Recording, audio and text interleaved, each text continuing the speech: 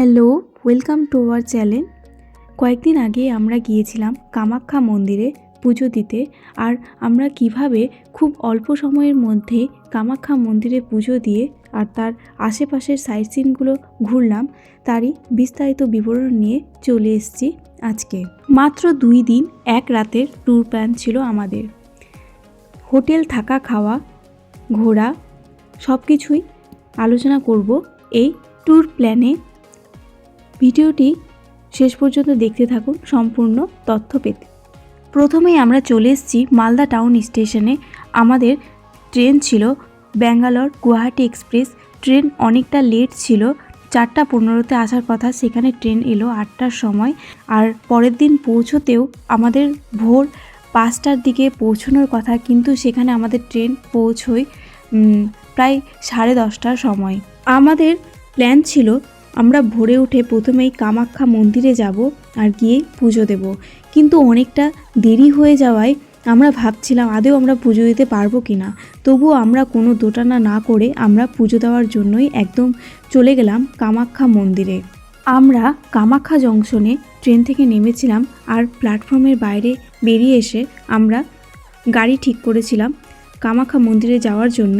এই গাড়ি ভাড়া নিয়েছিল 400 টাকা করে। 2টো গাড়ি ঠিক করা হয়েছিল, 16 জন ছিল টিমে, 8 জন করে এক একটা গাড়িতে হয়ে গিয়েছিল। স্টেশন থেকে কামাখ্যা মন্দির খুব বেশি দূরে নয়। এই যে আমরা কামাখ্যা মন্দির গেটটা পেরোলাম সবেমাত্র। আর এই কামাখ্যা মন্দির মাত্র 6 কিমি স্টেশন থেকে। কামাখ্যা মন্দির যাওয়ার রাস্তাটা খুব সুন্দর, এখানে পাহাড়ি রাস্তা আর খুব সুন্দর বাঘগুলো ঘোরে, খুব ভালো লাগে এই রাস্তায় উঠতে।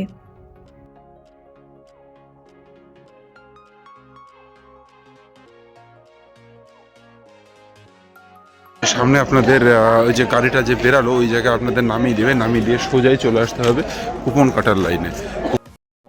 আমরা পুজো দিয়েছিলাম সোমবারে, আর আমরা ট্রেন থেকে নেমেই গাড়ির আমাদের যত মালপত্র ছিল সেগুলো এখানকার লাগেজ রুমে রেখে আমরা চলে এসেছিলাম এই জেনারেল কিউবিতে টিকিট অর্থাৎ কুপন কাটার জন্য। আর সেই দিন ভিড় একদমই ছিল না এই কুপনের লাইনে। 12:30 থেকে কুপন দেওয়ার কথা ছিল। আমরা বেশ কিছুটা আগেই এখানে পৌঁছে গিয়েছিলাম, প্রায় ঘন্টাখানেক। 11:30তেই আমরা পৌঁছে গেছিলাম, প্রায় ঘন্টাখানেক আমরা বসেছিলাম কুপনের লাইনে। এই রকম বেঞ্চ পাতা আছে, তাই কোনো অসুবিধা হয় না। এখানে দেরি হলেও বসে থাকার সুন্দর ব্যবস্থা আছে। আমরা সবাই বসে আছি এখন টিকিট নেওয়ার জন্য। 12:30 বাজতেই আমাদের কুপন দেওয়া শুরু হয়ে গেল।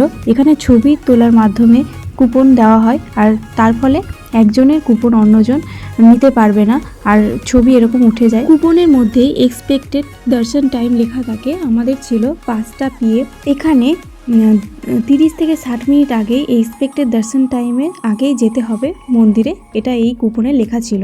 আমরা 2:30টার মধ্যেই চলে গেছি। এখান থেকে পুজোর জিনিসপত্র কেনাকাটা করে এই পথে যেতে হবে মন্দিরে। এখানে বসে আছি।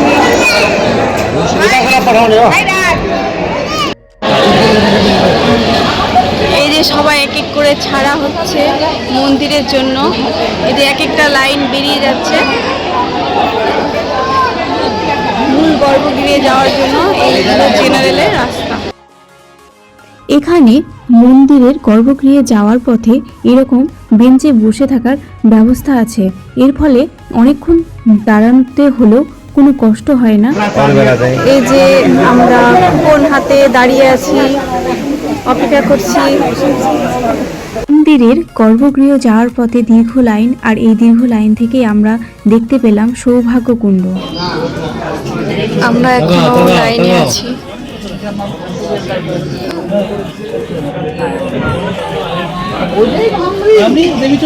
মন্দির আছে, পুড়ে গেছিল।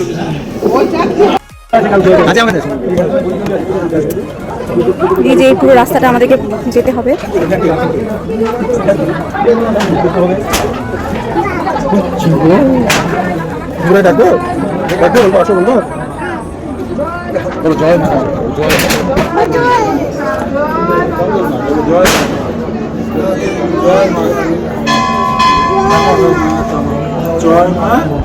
মন্দিরের গর্ভগৃহ যাওয়ার পথে দীর্ঘ লাইন আর প্রতীক্ষা করতে করতে আমাদের সময়গুলো কেটে যাচ্ছিল, আর বাইরে সন্ধ্যা পড়ে গেল। আর এই সময় কামাখ্যা মন্দির দেখতে খুব সুন্দর লাগছিল। বাইরের দৃশ্যটা সন্ধ্যার একটা পবিত্রতার ছোঁয়া লাগছিল মনে।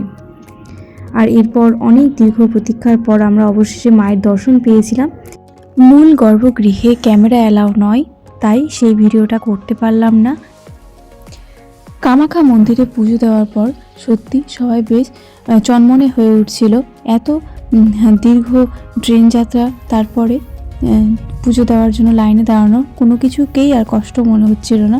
মনে যেন এক নতুন করে যেন উৎসাহ পাচ্ছিলাম। এখানে প্রদীপ জ্বালানোরও ব্যবস্থা আছে, আর এখানে সবাই প্রদীপ জ্বালাচ্ছিল, আর খুব ভালো লাগছিল এগুলো দেখতে। আমরা লাইন থেকেই দেখতে পেয়েছিলাম সৌভাগ্য কুণ্ডকে, আর সেই সৌভাগ্য কুণ্ড এরপর দর্শন করার জন্যই আমরা চললাম সৌভাগ্য কুণ্ডের দিকে। এই সিঁড়ি বেয়ে নেমে যেতে হবে সৌভাগ্য কুণ্ডে।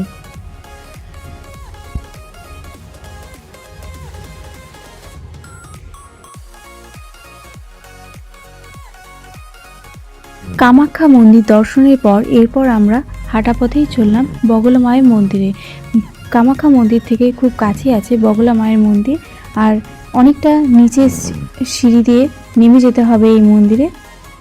এই মন্দিরের ভেতরের ভিডিও করা হয়নি, মন্দিরের রাস্তাটাই দেখিয়েছি আমি কেবল। কামাখ্যা মন্দির শনি আর মঙ্গলবারে খুব বেশি ভিড় হয়, তাই সপ্তাহের অন্য দিনগুলোতে গেলে আপনারা অনেকটা ফাঁকা পেতে পারেন। বগলার মায়ের মন্দির থেকে ফেরার পথে আমরা ডিনারের সন্ধানে ঘোরাঘুরি করলাম, আর এখানে আমরা দেখলাম যে মিষ্টি, সিঙ্গাড়া এগুলোর দাম খুব বেশি, এক একটা সিঙ্গাড়া 15 টাকা পিস। এরপর আমরা মঙ্গল মূর্তি রেস্টুরেন্টে গেলাম এবং সেখানে আমাদের রাতের ডিনারটা সেরে নিলাম। আর এখানে বেশ সুন্দর খাবারের কোয়ালিটি এখানকার। 100 টাকার যে থালিটা আছে সেই থালিটা কোয়ালিটি খুবই ভালো, আর খুব সুন্দর। এখানে ডাল, সবজি, ভাজি, পাঁপড়, আচার, রাইস সব কিছু দেওয়া হয় এই 100 টাকার থালিতে, এবং অন্যান্য থালিগুলো দেখতে পারেন। এখানকার খাবারের কোয়ালিটিও বেশ ভালো, আর দোকানটায় বেশ ভিড়। এখানে খুব ভালো লাগলো এখানকার কোয়ালিটি। আর সেই দিন আমরা দুপুরের লাঞ্চ সেরেছিলাম অন্ন সেবা ক্ষেত্রে, আর এইটা আমরা কুপন কাটার পরেই চলে গিয়েছিলাম এই অন্ন সেবার কুপন সংগ্রহ করতে। এখানকার পরিষেবা আর খাবারের কোয়ালিটি দুটোই খুব সুন্দর। খিচুড়ি, পায়েস, পাঁপড় ভাজা, আলুর তরকারি, এই অন্ন সেবা একদম ফ্রি, বিনামূল্যে এখানে খাবার সার্ভ করা হয়। দুপুর 3টে পর্যন্ত এই খাবার কুপন দেওয়া হয়। আপনি যে গাড়িতে আসুন না কেন, গাড়ি আপনাকে নামাবে এই জায়গাটাতে। এই যে গাড়ি অনেকগুলো দেখতে পাচ্ছেন, এই জায়গাটাতে গাড়ি নামাবে কামাখ্যা মন্দিরে আসার জন্য। তারপরে এই যে পাশ দিয়ে রাস্তা রয়েছে, রাস্তার পর এই যে এই দিক দিয়ে রাস্তাটা ঘুরেছে, জাস্ট 5 মিনিট হাঁটতে হবে। তারপরে কিন্তু এইখানে আপনি পাবেন এই যে লকার রুম পাবেন। এখানে সমস্ত দোকানগুলো রয়েছে যেখান থেকে আপনি জিনিস কিনতে পারবেন, বিভিন্ন জিনিস কিনতে পারবেন। এখানেও আপনি চাইলে জুতো রাখতে পারেন। আর এই যে এইগুলোই আপনার রয়েছে লকার রুম, এটা সব থেকে মোস্ট ইম্পর্টেন্ট। লকার রুম বিনামূল্যে জুতা রাখার জায়গা, এগুলো সব সরকারি। আর এই যে লকার, এখানে রয়েছে লকার রুম।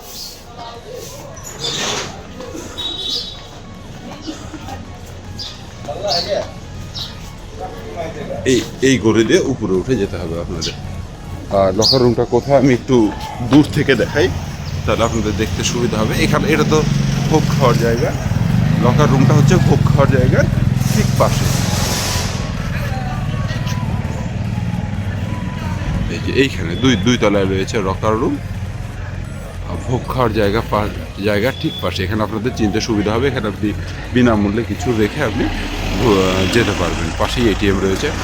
এবার বলি আমাদের হোটেলের অ্যাড্রেসটা। এই যে এটা হচ্ছে খাবার ফ্রিতে যে আমাদের খাবার দেয়, সেখান থেকে সে এক্সিট যে সেটা হচ্ছে এই যে এইটা, এই যে দেখতে পাচ্ছেন আপনারা, এই যে এইটা। এই যে রাউন্ডটা করা আছে এইটা, ঠিক আছে। এখান থেকে ফ্রি খাওয়ারকে এক্সিট করতে হয়। এবার এর পাশ দিয়ে রাস্তা রয়েছে, এই যে রাস্তাটা, তার পাশেই অবশ্য ফ্রিতে ব্যাগ রাখার আর জুতো রাখার জায়গা আছে।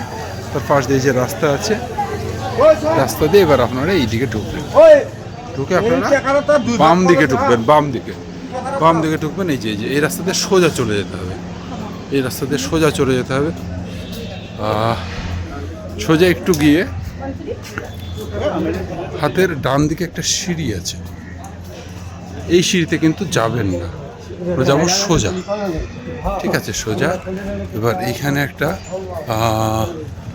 ইয়ে আছে, দোকান আছে, এই দোকানের মাথার উপরও কিন্তু টেম্পল আছে। এখানে লেখা দেখা যাচ্ছে যে SBI এর স্টোর আছে, এখানেও আমরা ছিলাম, SBI স্টোর আছে, এখানে আমরা ছিলাম। এটার কন্ট্যাক্ট নম্বর আমরা দিয়ে দেবো, হ্যাঁ, কন্ট্যাক্ট নম্বর আমরা দিয়ে দেবো। এটা ওঠার জায়গা হচ্ছে এইভাবে, এই যে SBI স্টোর আছে,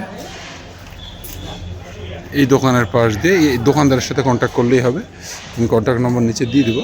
আর এইটা হচ্ছে সিঁড়িটা দিয়ে এবার আমরা এগিয়ে চলে যাব। চলে গিয়ে আমরা একদম এইখানে রাস্তাটা যেখানে এন্ড হচ্ছে, এইখানে বাম দিকে একটা সিঁড়ি উঠে গেছে, বাম দিকে একটা সিঁড়ি উঠে গেছে। এই সিঁড়ি তার ঠিক উল্টো দিকে এই দিকেই রয়েছে হচ্ছে মন্দির। মন্দিরটা আমি জাস্ট একটু গিয়ে দেখাই। এই হোটেলের কন্ট্যাক্ট নম্বর আমি দিয়ে দেবো। এই যে ডান দিকে হচ্ছে মন্দির আর বাম দিকে হচ্ছে এই যে SBI যেখানে লেখা আছে, দেখানোর চেষ্টা করি। এই যে এর পাশে যে আপনারা গেরুয়া রঙের যে গেটটা দেখতে পাচ্ছেন, এটা হচ্ছে ফ্রিতে খাওয়ার কুপনের জায়গা। প্রথমে যেটা দেখিয়েছিলাম সেটা হচ্ছে খেয়ে এক্সিট করার জায়গা। আচ্ছা, দিয়ে যে এখান দিয়ে আমাদের মন্দিরে উঠে যেতে হবে। এখানে এসে আমরা ছিলাম যোগেশ্বর ভবনে, এটা জাস্ট একদম মন্দিরের খুব কাছেই। এটার ফোন নম্বরটা হলো 8638785586। উনি যা বললেন সেটা আমি স্ক্রিনে আবার লিখেও দেবো। এখানে আগে থেকে গুগল পেতে টাকা পাঠিয়ে ফোন বুক করা হয়। এখানে রুম রেন্ট মোটামুটি 1200 থেকে শুরু হয়। আচ্ছা, 1200 টাকা কজন থাকতে পারে? 7 জন। আচ্ছা, এখানে সবগুলো তো ওয়েস্টার্ন কোমোড, বাংলা পায়খানা নেই? সব ওয়েস্টার্ন, না বাংলা না। ঠিক আছে, থ্যাংক ইউ।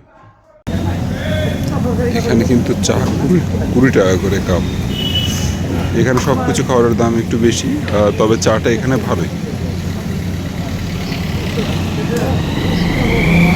কাপের সাইজটাও বড়ই। পরের দিন সকালে উঠেই আমরা 6টার সময় বেরিয়ে পড়লাম কামাখ্যা মন্দির একবার ঘুরে দেখার জন্য। 8:30টার সময় আমাদের গাড়ি বলা ছিল। আমাদের হোটেল কামাখ্যা মন্দির থেকে একদমই কাছে, হাঁটা পথে কয়েক মিনিট। আর সে ভিডিওটা আপনারা দেখেছেন আমাদের হোটেলের ভিডিও। আর তাই খুবই অল্প সময়ে পৌঁছানো যায় এখান থেকে কামাখ্যা মন্দিরে। আর সকালের পরিবেশ খুব সুন্দর লাগছিল। গতকাল পুজো দিতেই আমাদের বেশ রাত হয়ে গিয়েছিল, তাই দিনের আলোর মন্দির দেখার সুযোগ সেরকম হয়নি। তাই আমরা আজ সূর্যের আলোর ঝলমলে রোদে মন্দিরটাকে একবার ঘুরে দেখব। মন্দিরের মূল গর্ভগৃহের এই নিচের সিঁড়ি দিয়ে আমরা এগিয়ে চললাম সামনের দিকে, ভালোভাবে একবার মন্দিরটাকে ঘুরে দেখার জন্য।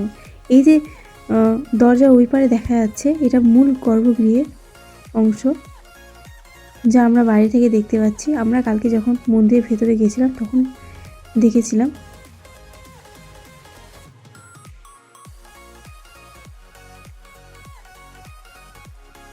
ওই যে মন্দিরের মূল গর্ভগৃহে যাওয়ার রাস্তা, সবাই লাইনে দাঁড়িয়ে আছে। আমরাও কালকে এখানে লাইনে দাঁড়িয়েছিলাম। সকালবেলায় এত ভিড়।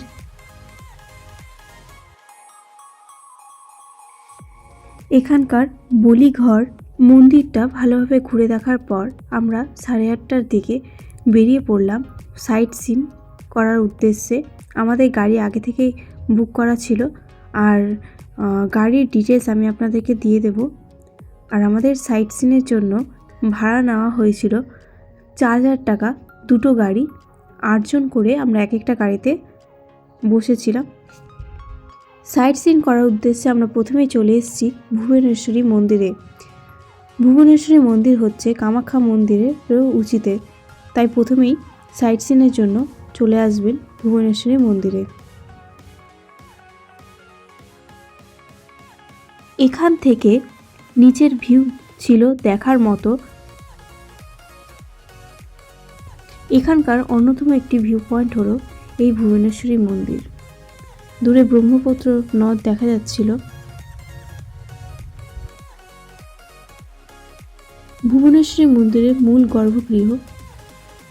আমাদের পরবর্তী গন্তব্যস্থল হলো এখানকার বিখ্যাত বালাজি মন্দির। আমরা পাহাড় থেকে ক্রমশ নিচের দিকে নামতে থাকলাম। এই হলো আমাদের গাড়ি। আরও একটা গাড়ি ছিল, সেটার ছবি তোলা হয়নি, আর এই গাড়ির ডিটেলস ফোন নাম্বার দিয়ে দেব। আর আমরা এখন চলে এসেছি বালাজি মন্দিরে। আপনারা দেখতে পাচ্ছেন শ্বেত শুভ্র বালাজি মন্দির। এই মন্দিরের ভেতরে ক্যামেরা অ্যালাউড নয়। এরপর আমাদের গাড়ি চলল বশিষ্ঠ মুনির আশ্রমের উদ্দেশ্যে। এই যে আমরা লাল গেটটা পেরাচ্ছি, এটাই বশিষ্ঠ মুনি আশ্রমে যাওয়ার রাস্তা। এখানে সেদিন অনুকূল ঠাকুরের নতুন আশ্রম খোলা হয়েছিল, তার উদ্দেশ্যেই উদ্বোধন ছিল, তাই অনেক ভক্ত সমাগম হয়েছিল বশিষ্ঠ মুনি আশ্রমের একদম কাছে।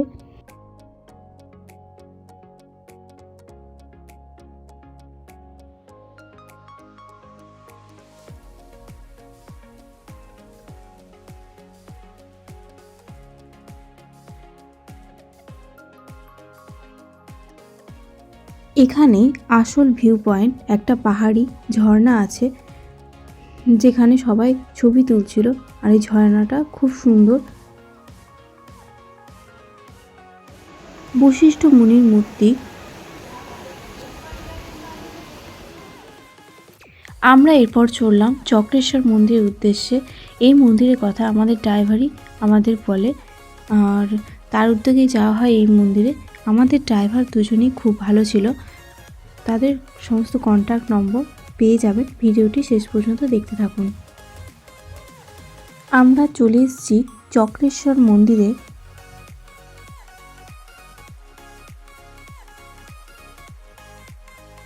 এই মন্দিরের কারুকার্য সত্যি খুব সুন্দর, আর এখান থেকেও একটি ভিউ পয়েন্ট আছে। আমরা যে ভুবনেশ্বরের মন্দির থেকে যে ভিউটা দেখেছিলাম, সেটাই আমরা অনেক কাছ থেকে এখানে দেখতে পাই। এখানে অনেক সুন্দর সুন্দর মূর্তি আছে, আর এই যে কাছেই দেখা যাচ্ছে ব্রহ্মপুত্র নদ।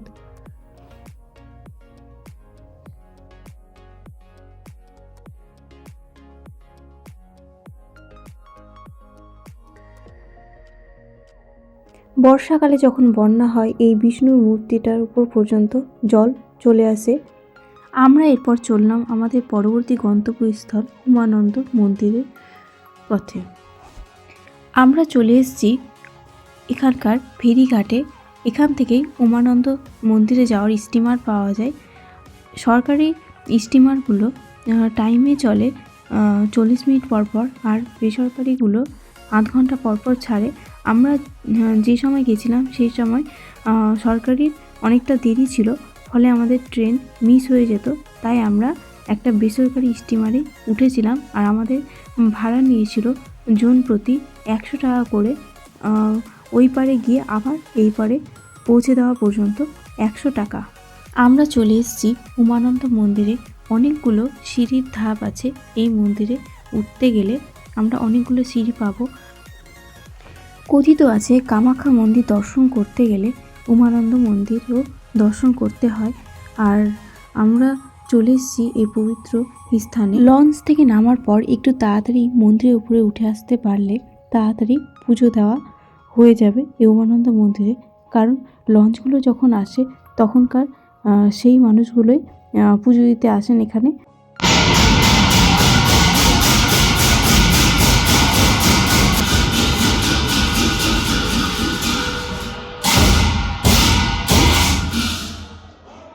উমানন্দ সমস্ত মন্দির দর্শন শেষে এবার আমরা চললাম বাড়ির পথে। আমাদের ট্রেন ছিল 5:15-তে কাজিরাঙা এক্সপ্রেস। আর এরপর আমরা একদম গুয়াহাটি স্টেশনে চলে যাই। মাঝে আমাদের ড্রাইভার দাদা এক জায়গায় থামিয়ে আমাদেরকে দুপুরের লাঞ্চ করে নিই সেই জায়গাতে। আর আমাদের ড্রাইভার দুজনের ব্যবহার খুবই ভালো ছিল। এই যে আমাদের বাকি গাড়ির ফোন নাম্বার